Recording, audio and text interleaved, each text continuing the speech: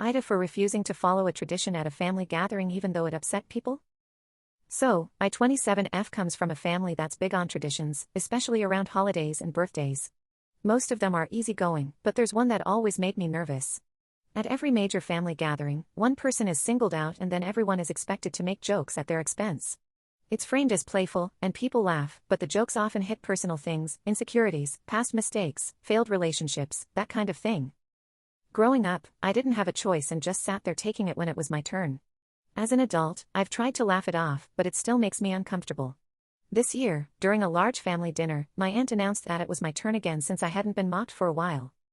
Before it started, I calmly said I wasn't comfortable doing it anymore and asked if we could skip me or do something else. The room got awkwardly quiet. A few people laughed like I was joking, but I repeated myself and said I really meant it. I wasn't angry or dramatic. My aunt looked offended and said I was being overly sensitive and ruining the fun. A couple of relatives said I was putting everyone on edge and that's just how our family bonds. Others stayed quiet. They ended up skipping the jokes entirely, and the rest of the dinner felt so serious. Afterward, I got messages saying I embarrassed my aunt in front of everyone and made the gathering uncomfortable by not going along with a long-standing tradition. On the other hand, one cousin privately thanked me and said they've always hated it too but never felt brave enough to say anything. I didn't tell anyone else to stop participating, however, I just didn't want to be the target anymore.